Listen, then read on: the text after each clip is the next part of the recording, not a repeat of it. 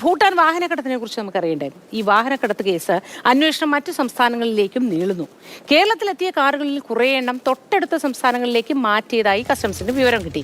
Karnataka, Tamil Nadu customs അധികൃതരെ Kochi customs വിവരം അറിയിച്ചിട്ടുണ്ട്. രാഗിൻ വിശദവിവരങ്ങളുമായി ചേരുന്നു.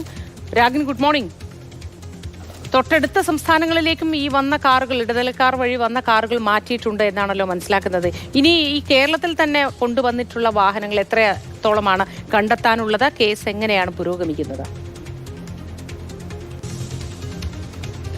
മോത്തി, കേരളത്തിൽ മാത്രം ഭൂട്ടാനിൽ നിന്ന് കടത്തിക്കൊണ്ടുവന്ന ഏകദേശം 150 മുതൽ 200 വരെയുള്ള വാഹനങ്ങളുണ്ട് എന്നതായിരുന്നു കസ്റ്റംസിന്റെ കണ്ടെത്തൽ. ഇതിന്റെ ഭാഗമായിട്ടുള്ള റെയ്ഡ് നടന്നു, ഓപ്പറേഷൻ നുങ്കൂർ നടന്നു. ഏകദേശം 40ഓളം വാഹനങ്ങൾ ഇപ്പോൾ സീസ് ചെയ്തിട്ടുണ്ട്.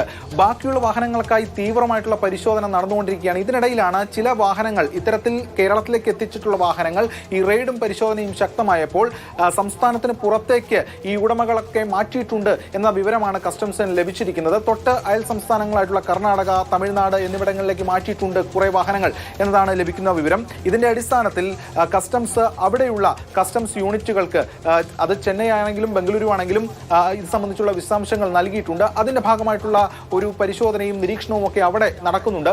ഇതോടൊപ്പം ചെക്ക് പോസ്റ്റുകളിൽ നേരത്തെ കസ്റ്റംസ് ജാഗ്രതാ നിർദ്ദേശം നൽകിയിരുന്നു. ഇതിൽ കസ്റ്റംസ് തന്നെ നേരിട്ട് ഈ കേരളത്തിന്റെ അതിർത്തികളിൽ നിരീക്ഷണം ശക്തമാക്കിയിട്ടുണ്ട് എന്നതാണ് കസ്റ്റംസ് വൃത്തങ്ങൾ വ്യക്തമാക്കുന്നത്.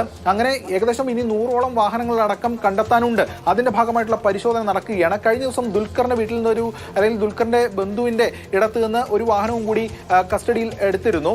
അത് ഭാഗമായിട്ടുള്ള പരിശോധനകളും ഒക്കെ നടക്കുകയും ചെയ്തിരുന്നു. എന്തായാലും കൂടുതൽ വാഹനങ്ങൾ ദുൽഖറിന്റെ പക്കൽ ഉണ്ടോ എന്ന് സംബന്ധിച്ചുള്ള പരിശോധനയും നടക്കുന്നുണ്ട്. സ്വാഭാവികമായിട്ടും ദുൽഖർ നേരത്തെ വാഹനം സീസ് ചെയ്തതിനെതിരെയുള്ള പെറ്റീഷൻ ഹൈക്കോടതിയിൽ കൊടുത്തിട്ടുണ്ട്. അതിന് കൗണ്ടർ അഫിഡവിറ്റ് നൽകുന്നതിന്റെ ഭാഗം കൂടിയായിട്ടാണ് ഇത്തരം പരിശോധനകൾ കൂടി കസ്റ്റംസ് ഇപ്പോൾ നടത്തിക്കൊണ്ടിരിക്കുന്നത്. എന്തായാലും വ്യാപകമായിട്ടുള്ള അന്വേഷണമാണ് ഇപ്പോൾ ഓപ്പറേഷൻ നുങ്കൂറിന്റെ ഭാഗമായി ഭൂട്ടാൻ വാഹനക്കടത്ത് കേസിന്റെ ഭാഗമായിട്ട് കസ്റ്റംസ് ഇപ്പോൾ നടത്തിക്കൊണ്ടിരിക്കുന്നത്. ശരി രാഗിൻ, വ്യാപകമായ പരിശോധനകൾ നടക്കുകയാണ്. കൂടുതൽ വാഹനങ്ങൾ മറ്റ് സംസ്ഥാനങ്ങളിലേക്കും കടത്തിക്കൊണ്ടു പോയിട്ടുണ്ട് എന്നാണ് ലഭിക്കുന്ന വിവരം. നിലവിൽ ഇതുമായി ബന്ധപ്പെട്ടും അന്വേഷണം പുരോഗമിക്കുന്നു. രാഗിനാണ് വിശദവിവരങ്ങൾ പങ്കുവച്ചത്.